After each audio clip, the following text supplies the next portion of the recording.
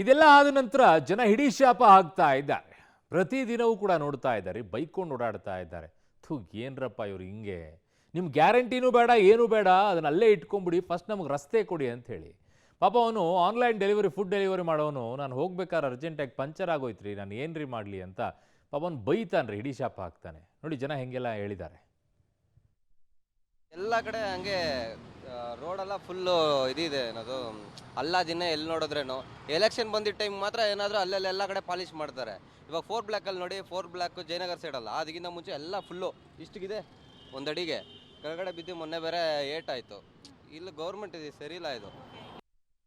Madam ಎಲ್ಲ ಒಂದೊಂದು ಅಡಿ 2 ಅಡಿ ಹಳ್ಳ ಬಿದ್ದಿದೆ, ಫುಟ್ಪಾತ್ ಇಲ್ಲ, ಜನಗಳು ಪಬ್ಲಿಕ್ಕು ವಯಸ್ಸಾದವರು ಓಡಾಡೋಕ್ಕೆ ಫುಟ್ಪಾತ್ ಇಲ್ಲ, ಮತ್ತು ರೋಡ್ ಇಲ್ಲ, ಎಲ್ಲ ರೋಡ್ ಕಿತ್ತೋಗಿದೆ. ರೋಡ್ಗೆ ಅವಾಯ್ಡ್ ಮಾಡೋಕ್ಕೆ ಹೋಗಿ 2 ವೀಲರ್ ಬೀಳ್ತಾವ್ರೆ, ಅದಕ್ಕೋಸ್ಕರ ಸ್ಲೋ ಟ್ರಾಫಿಕ್ ಆಗ್ತಿದೆ. ನಮ್ಮ ಸರ್ಕಾರ ಏನು ಮಾಡ್ತಿದೆಯೋ, ನಿದ್ದೆ ಮಾಡ್ತಾಯಿದೆಯೋ ಗೊತ್ತಿಲ್ಲ. ಓಡಾಡೋದೇ ಭಾಳ ಕಷ್ಟ ಆಗಿಬಿಟ್ಟಿದೆ ಮೇಡಮ್ ನಾಗರಿಕರಿಗೆ, ನಮಗಿಂತ ವಯಸ್ಸಾದ ವೃದ್ಧರಿಗೆ. ಅಲ್ಲಿ ನೋಡಿದರೆ ಚರಂಡಿ ಓಪನ್ ಆಗಿ ಡ್ರೈನೇಜ್ ನಾಜ ಬರ್ತಾ ಇದೆ. ಮೊನ್ನೆಯಿಂದನೂ ಹಾಗೆ ಅಲ್ಲಿ ನಿಲ್ಲಕ್ಕಾಗ್ತಾ ಇಲ್ಲ ಬಸ್ ಸ್ಟ್ಯಾಂಡಲ್ಲಿ. ಹಾಗಾಗಿ ಯಾವುದೋ ಸ್ಥಳೀಯ ಶಾಸಕರಾಗಲಿ ಅಥವಾ ಸ್ಥಳೀಯ ಪ್ರತಿನಿಧಿಗಳಾಗಲಿ ಯಾರೋ ಕಾರ್ಯಕ್ರಮಕ್ಕೆ ಏನೂ ಕೈಗೊಳ್ತಾ ಇಲ್ಲ.